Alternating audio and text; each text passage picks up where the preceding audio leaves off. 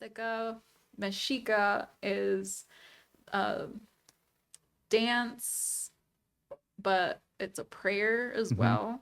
So it's a form of prayer, and it's done in ceremonies in Mexico, but it's also been brought to the US Okay. as well, and California especially. So there's a lot of different dance circles, which are called capulis. And there's a bunch of capulis here in California, and Cal Poly has a class in the theater department. Oh. But we It's don't somewhere. we don't It's not really a theater, right? It's not really like a play. Yeah. You're not acting. You're praying, essentially. Yeah. Hi, I'm James Kerr. I'm a tattoo artist, musician, and a trauma survivor. Been on this healing journey for a long time now, and it's led me here talking to you. I enjoy talking about heavy stuff like life, death, spirituality, trauma, and ways to cope with trauma. But it's not all serious. I like to joke a lot too. Welcome to the Fire of Truth podcast. Appreciate that it lined up that way. Yeah. And then because I was one of the people with most experience at my job, it was me and another caseworker that ended up like having to take double the caseload of work, because we had to like work specifically, and we had to work from home, and we couldn't be in the office. And so I took on a lot and really helped that company at the time. So it was just like I was needed more over there in that time. But with the pandemic, I was tattooing people Yeah. at home, like on friends and family, people that I trusted. And 2020, I didn't tattoo at all. So I had like a whole break. And not till like the very end, then like one of my coworkers, I tattooed her because she was the one I was seeing. Right. Like if I was seeing anybody, it was her. Right. So then at the end of that year, then that's when a lot of things kind of transitioned online, and there was just like a lot of things are accessible and like being taught, because like a lot of schools, they were doing everything online, courses and stuff. So, and I came across a tattooing school online, and I was like, what is this? Like, is this a scam? Right. Is it real? Right. And it wasn't. I like looked into it, and like the fee was really low, and it looked promising. Like it was going to offer like at least like enough for me to like not have like wasted time for like for the not pandemic, for not being yeah. like apprentice for so long too. So I was like, okay, like, and I took a chance, and I did the course, and it was like the best thing ever. Rad. I was like, it was really neat to see everything that an apprentice needs to learn, and like and organize like in courses and videos, because that's the way it was. It was like pre-recorded videos with like all the things you need to learn, but then like they had like everything in front for you to like see and like just visually learn as well. And then there was homework and having to draw all the time, and just very organized, and I loved that. I was just like, this is what I need, so I could just consume it and memorize and just like really have a good grasp on it. It kind of fit your learning style really well, huh? Yeah. It did. Yeah. So that's how I pretty much did my apprenticeship, was completing and like graduating the school. That's cool. And then you came back to the shop. So what sparked that? So I had been trying to pretty much organize myself and figure out what I wanted to do after that, or how comfortable I felt, because I was already like having like a steady like little clientele of people that I was tattooing, and I knew that I like this was probably going to be my job that I was going to pursue. even though I had a couple scares of like, do I really want to do this? Am I like, what am I Happens. bringing to the tattooing It may happen community to you here? again. It's happened to me a few times. Like you'll hear Ted joke about the time I went and I was literally a janitor for like 3 days. What? Yeah. So I left the shop. Yeah, totally. So I guess I'll tell the story. It's really short. Essentially, I fucked my neck up because I have spinal issues and thrashing around and whatever. So I fucked my neck up and I couldn't fucking. I was like Batman when I turned my head. I couldn't turn my head. I turned my body. Yeah. So I was like, can't work. So I guess in my head, I was like, well, if I can't work, I can't pay rent. So if I can't pay rent, I might as well move out of the shop because then I'm eating up Ted and Amy's space. And so I thought I was being altruistic and throwing myself on the sword, or on the grenade. And I'm like, well, I gotta get a job because this is killing my fucking back and my neck. So I gotta do something else. And then the job that I ended up getting was a janitor. And then, I for two nights in a row, I wore a vacuum cleaner on my back for like 8 hours straight and didn't get home till like 4 in the morning and shit. So I didn't see anyone. And I was like, no. I called Ted. I had a few glasses of wine. I did the math. I'm like, this isn't mathing. And so I called him. Because when I left, he said, "You'll be back." So I called him. I was like, "Can I come back?" He's like, "Yes, you can." So I've done it. Like, I don't know, is tattooing gonna hurt me? Yeah. Like it happens sometimes. We get in those modes of like uncertainty and like kind of like I know for me, I freak out and I have to do something else. Like, like, oh God, and same thing with the band. I was like, I gotta go tour, and so I left again and left it. So I've done it a few times, but yeah, It's a lot of pressure. yeah. And definitely is scary altering people's bodies. Yes, yeah, and you change them on So, a soul level in a way, yeah. yeah, I definitely like questioned it and Mhm. like what I was pursuing, but with the school, like once you finish the school, you were either gonna feel comfortable to um be a full-time artist and like apply to shops like as your own independent Right, artist. right, You could open up your own studio, right, or you could continue the apprenticeship and just like find an apprenticeship, right, like even with the knowledge of the courses. right. So it was like, okay, like what do I want to do? Because I liked the idea of a private studio and just like because that's what I was like already getting used to. It's just like You were kind of me in doing my that own little already, studio. right? Yeah. Right. So I was just like, okay, maybe like this is possible where I like just be by myself. But after doing the math, I was like, this probably isn't the best. Like I think I want to enjoy the art side of it more than the business side. Yeah, right. So I was like, I'll just apply like as an independent artist and like see if I can do it. Like see if I'm good enough to like get hired. Yeah. And Ted knew that I was doing the school, so he already knew I was like on this journey of like Mhm. trying to get to be a full-time artist. So at that point when I was finished and I felt like I had like collected myself to be presentable, I guess, Mhm. and not a scratcher. Yeah, right. Not a scratcher. Right. I ended up talking to Ted and he was like, okay, like we'll see. Let's see if you can like be in the shop then as like I full-time remember that. artist. I was back by my memory was intact at that point. I'd stopped drinking and shit. Yeah. I spent the whole pandemic not drinking at all. Dang. Yeah, and then I started going on tour, and then I drank every once in a while on tour, and that was it. And then after a minute, I was like, I'm done. I don't want to drink anymore. Well, my memory is pretty solid from about that. Yeah. So, Nice. yeah, but in 2018, when you first came, I was still. A blur. It was kind of more of a blur. I was definitely smoking a lot more pot then too, so I was definitely I a lot feel more. like you were like hit and miss Mhm. when I would catch you in there.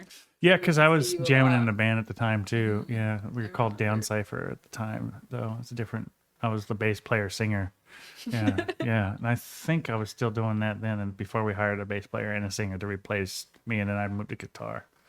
Nice. Yeah, fucking Band life. yeah, band life. That's a whole different podcast. So yeah, well, that's fucking neat. And so obviously you have been thriving at the shop now. I'll show this to the camera here.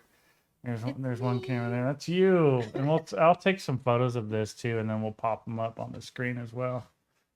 See, look at that. Oh yeah, I don't have autofocus on that one. Let's put your face on your face and then Yeah. put together your arm. It's me. I'm not doing. I wish It's you me. could have seen that. You'll see it though. It's fucking. Your arm came out underneath a little bit, Yeah, right in so line. Yeah, it's you can't see like it without the fucking. We'll rewind it later. But yeah, so. and so kind of explain how this happened. Like what this is. What's the name of this little magazine? El Vendedor. El Leñador. So this is Cal Poly's newspaper, Mm-hmm. and it's the only bilingual newspaper in the area. So Oh the wow. Hispanic community is, it's aimed for them. Right. And I had the opportunity to get into it because one of my tattoo clients, they were chatting about being one of because they're in the class, I think, or the group that does the newspaper, I and see. so they're always looking for people to like hear their story Right. Right.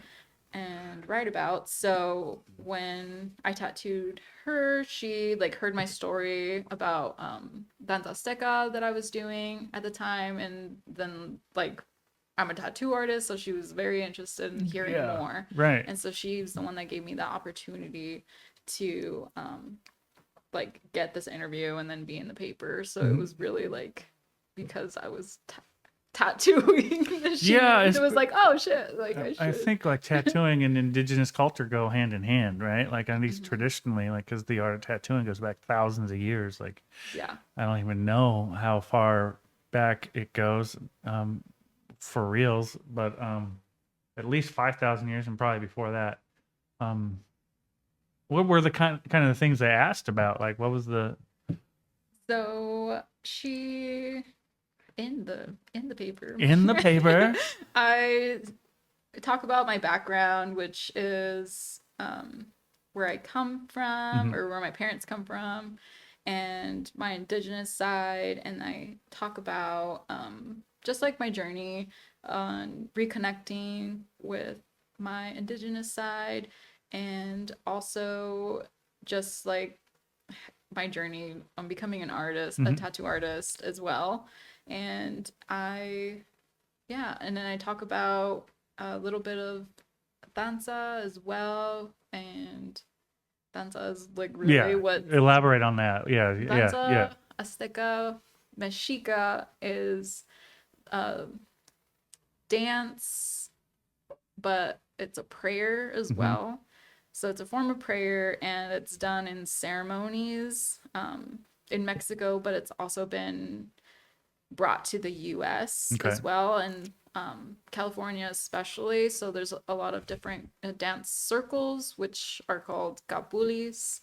And there's a bunch of capulis here in California, and uh, Cal Poly has a class in the theater department, Oh, but we it's don't we somewhere. don't It's like not really a theater, right? It's not really like a play. yeah, and You're not so acting. You're exactly. praying, essentially, Yeah, right? and Yeah, it's yeah. traditional dances that have Hmm. been like passed on like Right. generations, and it's a privilege to learn Hmm. danza. And so that's kind of where I got access to it, That's was amazing. Yeah. because it was the closest one, and I was able to participate in the club that was open to the public.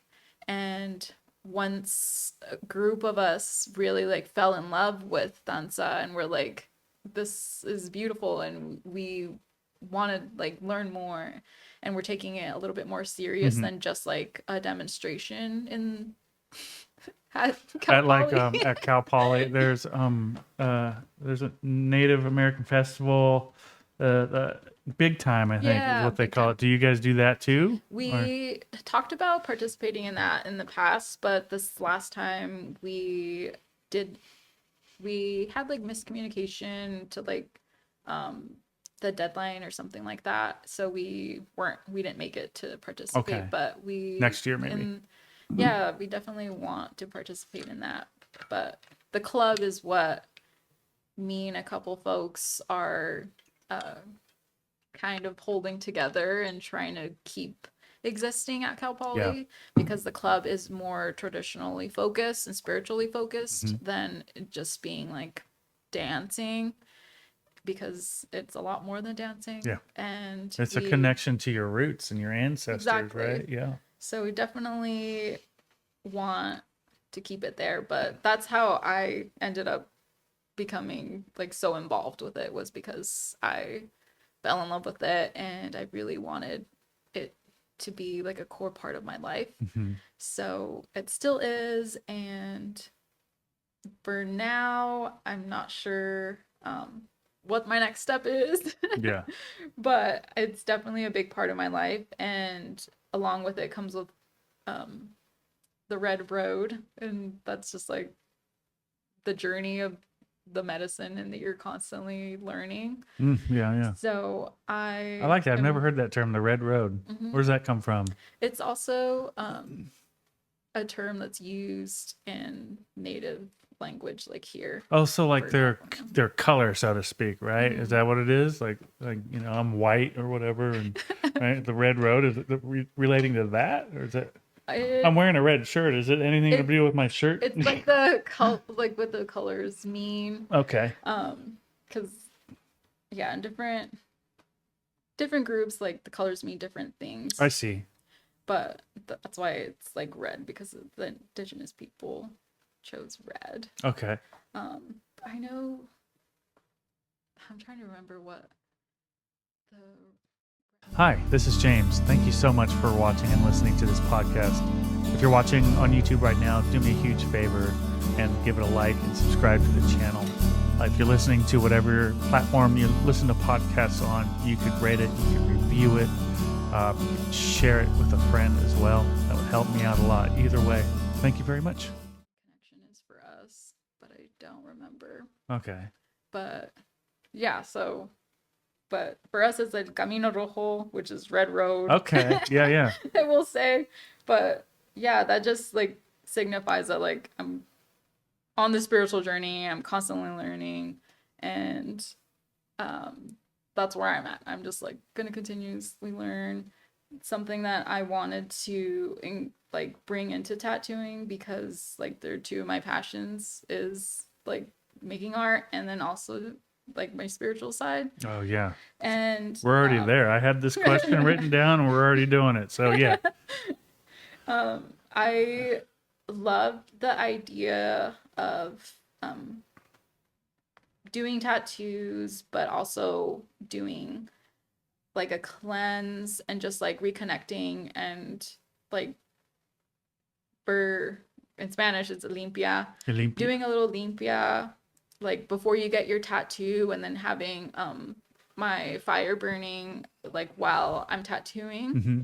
And I've offered that to a couple people, because it is like medicine and is a very intimate thing to do. So I haven't really advertised it to everybody, but when I've had people that I'm close to and that I know are connected in that way, I will offer it and let them know. But that is like something that's done That's by neat. by Yeah. some tattoo artists. Okay. And that's like something that like I really wanted to like learn, because it is medicine that I'm like working with. Yeah. And like having doing a cleanse on somebody is really intimate too, with our energies. Right. So I definitely have to be weary and not just like anybody. Right. No, it's got to fit the vibe. You got to, Yeah. like, cause that's the thing. When I first got into tattooing, I thought I was going to tattoo everybody. And then when there'd be a client that wouldn't pick me or whatever, I'd take it so personally and everything. And like, as I got older, I just realized that I'm not for everyone.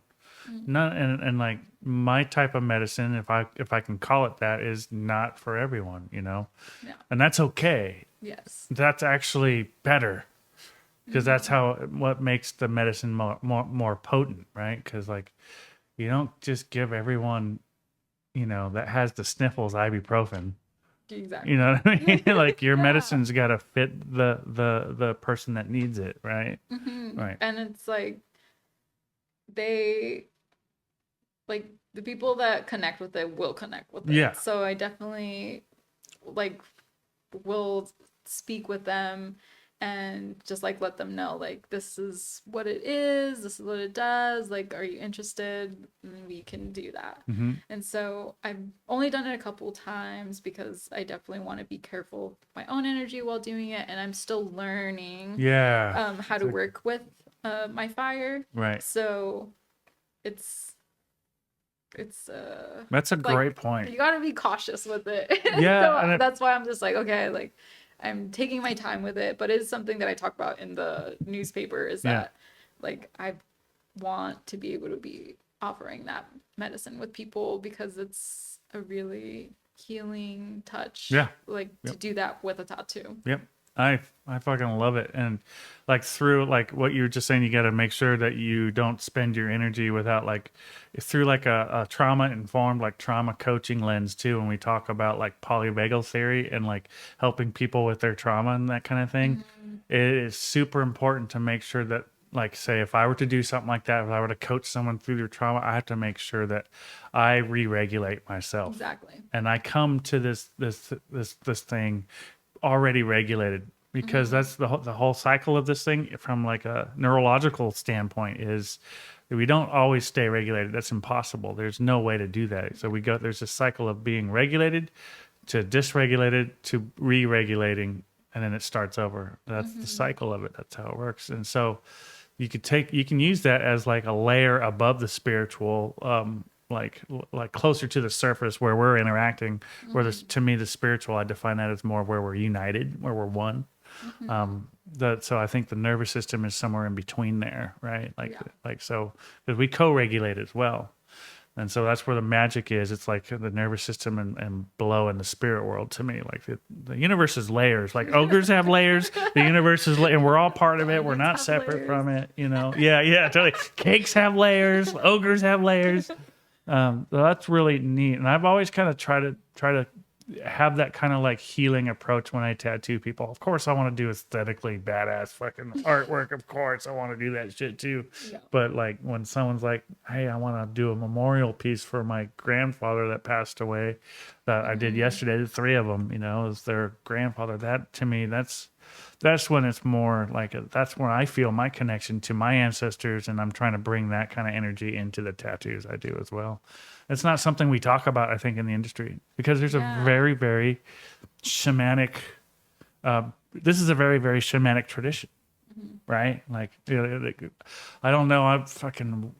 I'm a mix of different Caucasian cultures, so I have no idea. Like Scottish and then Portuguese. I don't know if Portuguese counts as being completely Caucasian, but I grew up in the indigenous culture of Hoopa, and there's a lot of dances there. Like so I understand the concept of the dance is a communication with the spirit world. It is a prayer.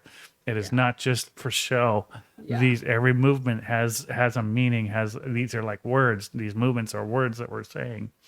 And I was privileged, very privileged as a white dude growing up there to be able to witness the boat dance and the white deerskin dance of the people. And I definitely want to go if you're going to do your traditional dance at the big time, I definitely want to be there because I'll have like I'm sure there'll be some people I know there from other tribes too, and I've never been and I want to go. So actually I did the big time. I did go to big time once a long time ago, but yeah, it's been probably over a decade or two since I've been. I'm trying to remember what month it is, but like September. I want to say I it don't know. was in fall. Oh yeah, probably. Maybe after winter. I don't remember, but I can get back to you. Yeah. We can make it happen. We'll make it happen. You gotta go. Yeah, we gotta go. I think it's fucking awesome, I went dude. for the first time last year, so. Yeah. Oh, we did great on time, dude. You went for the first time last year? Mm-hmm. And it was cool.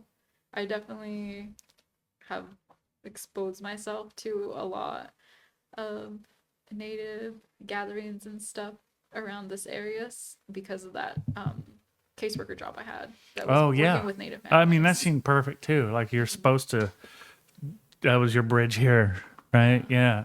I'm a big believer in synchronicity. I also believe in coincidence. I think sometimes random shit happens, but I also believe that sometimes shit's not so random. Like I don't subscribe to just one or the It's other. low key manifesting Yeah, this entire exactly. Yeah, time. I think so. I believe in that too. Like to a certain degree. I think everything has its like everything fits together like a puzzle to me. So, Hmm. um, final thoughts, man. So how does your tattooing? I was going to ask how your tattooing ties into your spiritual path, but I don't think we need to. I think you've explained that. Do you have any other thoughts along those lines? Like, where do you see this going? Where do I What are see your it hopes going? for tattooing in general My for hopes. you and maybe for the industry at large? Um, being new to it, I have a couple idols Mm. or people that I admire that are tattoo artists, and they're also like connected with their indigenous side Oh yeah. and are also like partaking in danza, and it's just a really beautiful like combo. Mm. And it's just like I see them doing it, and so I'm like, okay, I want to be doing That's that. awesome. I want to be there. Yeah. So they're definitely giving me that drive, and I feel like I'm like already in those like footsteps Hmm. too. So it makes me excited to like almost be in it now. I feel like it's your calling. Yeah, Yeah, I feel like that's what you're meant to do.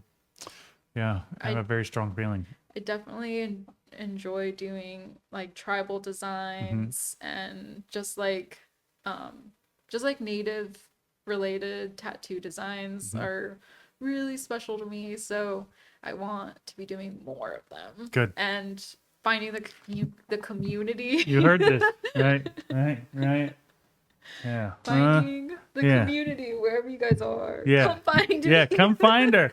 Where can we find you at? NorCal Tattoo, right? Yes, That's where we're at. that's what I'll Both of be. us, man. You want space shit? I'll fly you around on my spaceship, man. We get some tribal stuff. Like, come to her. Yes. Yeah, this has been an awesome conversation. Thanks for Well, you have, asking. yeah, you're welcome. Do you have more to say? I You feel like you have everything that you wanted to say said?